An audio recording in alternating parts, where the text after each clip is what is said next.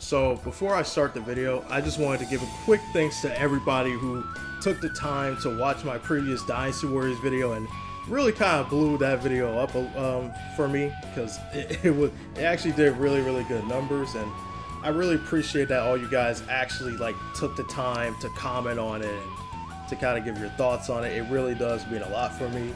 You know, it may not seem like much to some people, but to me it matters a whole lot, and it honestly does inspire me to want to make more content for you guys and to want to keep on pushing and, you know, continue on doing this stuff, man, because, you know, even though it's been like a couple of months since I started this YouTube journey, I've been having some fun with it, man. I've been really enjoying it.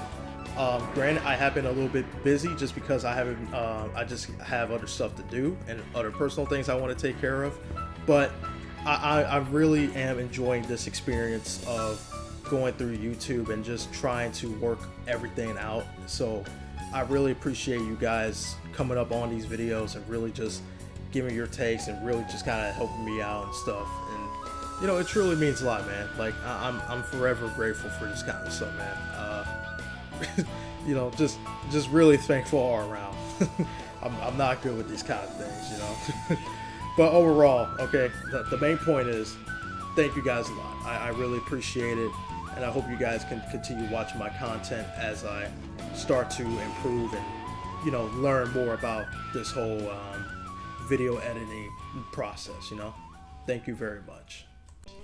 So in this video, I'm going to talk about some info regarding Dynasty Warriors Origins and try to clear up some of the questions that people have. After that, I'm also going to talk about some things that I want to see for Dynasty Warriors Origins and, you know, just talk about some of the little stuff that I think will really help out the game a lot. So let's get into the first question that I see a lot of people asking is, how many playable characters will be in this game? Well, based on what we know so far, it looks like there will be 3 playable officers per kingdom, meaning that in total we're only getting 9 playable officers in the game, making it the smallest roster in the entire Muso series. The second question I see a lot is, will there be character customization in the game? The answer to that is no. Unfortunately, there is no real character customization like you may be familiar with in previous mainline and Empire's titles. The main character that we see is the only character that we will be playing throughout a good majority of the game. Is there online/local multiplayer like in previous Dynasty Warriors titles? While we haven't heard a specific statement from Koei yet, it's pretty likely that this will be a offline single player only experience, so multiplayer will not be a thing in the game. So yeah, there's a lot of drastic changes being made here that I know may have some people worried about how Origins will play out, and I can definitely understand those concerns since we've seen Koei make similar decisions like this in the past with Dynasty Warriors 9, where they try to do this whole open world thing and it was just an absolute train wreck. Heck, even Samurai Warriors 5 was a very weird entry because even though it wasn't necessarily a bad game, it did a lot of weird things like removing fan favorite characters like Yukimura, Matsuri, Dante, and even going as far as to completely change up the art style and character designs, which was something I did not like at all. So I don't blame people for being a little pessimistic or skeptical, because Koei's track record hasn't been the greatest when it comes to their mainline Muso series.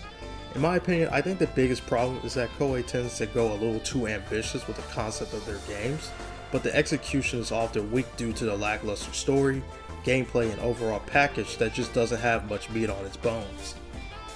Now, do I think Origins will have these problems? Personally, I don't believe that it will. Based on everything I've seen so far in the game, I'm betting that this game will likely turn out pretty well. I think what's important to keep in mind is that Origins isn't a mainline entry, so it isn't going to entirely have a lot of the things that we would normally expect, because it's going in a slightly different direction where it's putting more focus on introducing newer players to the story of the 3 kingdoms. It also helps flesh out the early events around this time and gives us a chance to have different relationships with the characters in the narrative. The closest game I can sort of compare Origins to is Samurai Warriors Spirit of Sonata, where that game also had a very strong focus on the story and exploring the bonds you have with different characters, although Origins is looking to do that on a much bigger scale. I think my only real concern with Dynasty Warriors Origins is its replay value. The Dynasty Warriors games have always had a great amount of replayability, where it made you want to keep coming back and unlock new stuff like weapons, items, characters, and even outfits of the older games. However, we haven't seen any crazy modes or features that will extend the game's playtime outside of the story. This is where I would like to see a free mode being added into the game. I believe Origins should have a campaign mode where you play as the main protagonist, and a free mode where you can just revisit any battles you want with the main officers in the game, including the ones we haven't seen playable yet, like Lu Bu and Diao Chan. So players can get the best of both worlds where we get an immersive campaign while still being able to have fun with some beloved characters. I would also like to see some silly mini games or game modes be added in to shake up the gameplay outside of just fighting.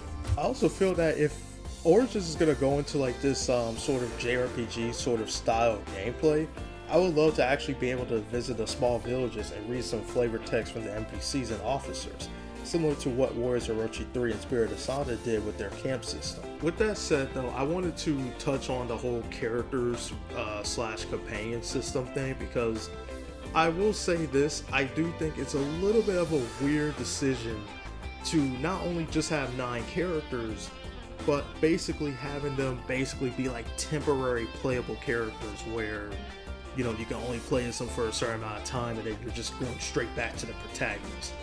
And I'm not entirely sure how I feel about that. Now again, I have to wait until like the game comes out to see how well this system actually works. But in my opinion, I can understand why people feel a little like alienated by that, because it's like, okay, we're already getting a very, very small character roster that cuts off a lot of people's favorites, but now you're also telling us that we can't play as these characters like permanently. We have to, you know, switch into them for like a certain amount of time where they're basically like God mode essentially. And you know, don't get me wrong, I'm sure that will be like still fun to do in the game and stuff, but you know, it is changes like that makes me feel like it's a little, like some of these changes do feel like it's a little unnecessary, right? Like I don't understand why it couldn't just be like, okay, you could play as this nameless hero, but you could also play as like the other characters too. You know, just like what Spirit Asada did, because while that was a game that was mainly focused on Yukimura as a character and his story, you could play as like other characters too and play as like, you know, the different maps and stuff with other characters. So it's kind of weird that they're taking that sort of direction. So I don't really know how to feel about that, to be honest. Like outside like the whole gameplay thing, I'm actually pretty confident about how the gameplay is going to turn out. It's just that once again, my biggest concern with it is like how much replayability is going to be in there. Like, okay, after I complete everything and I get all the achievements and stuff, what's next, you know? Like, because, you know, we buy weapons and stuff now, so we can't go out and like unlock like 5-star weapons and stuff like we could in older games and stuff. So I really hope that Origins just has enough content and has a sizable amount that will generally make a lot of people very, very satisfied. Story-wise, I pretty much said like everything I had to say about it in my previous Dynasty Warriors videos, but again, I think that the story is going in a pretty good direction, just because of the fact that, again, people have to keep in mind that this is the entry point for a lot of beginners, or at least this is what Koei is trying to set it up to be. So I think having the story be from Yellow Turban to the Churby arc, it makes sense, because again, it gives people time to actually, you know, it gives them time to actually go more in depth about what these arcs actually have going on inside of them and flesh them out. Because in older Dynasty Warriors games, you know, the first stages and missions and stuff was always about like the Yellow Turban stuff, and after you do those, people just kind of forget about it. Everybody just kind of gloss them over and then get into like the main conflicts and stuff between like Wu, Shu, and Wei and stuff. So I think slowing it down, well, not necessarily slowing it down, but making it so that people can actually learn more and get more context about these events, I think actually will really help out quite a bit.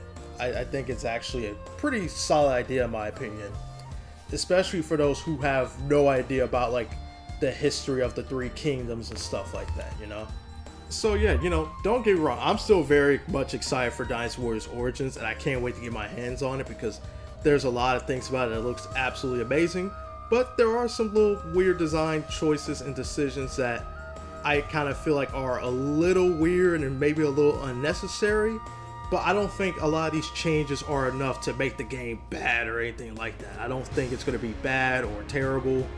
I mean, if I'm being completely blunt here, you can't get any worse than Dynasty Warriors 6 or Dynasty Warriors 9. Those two games, in my opinion, were like the low points of the series. So I think Origins is going to do fine. I think it's going to do fine. It's a very, very different game. But, you know, just because it's different, that doesn't automatically mean it's going to be bad or terrible. You know, so I say still just keep a very open mind about the game, still have discussions about it and stuff, and you know, let's just see how it turns out, you know. So until we get more information, this was Kazak, and I'll see you guys in the next video. Peace.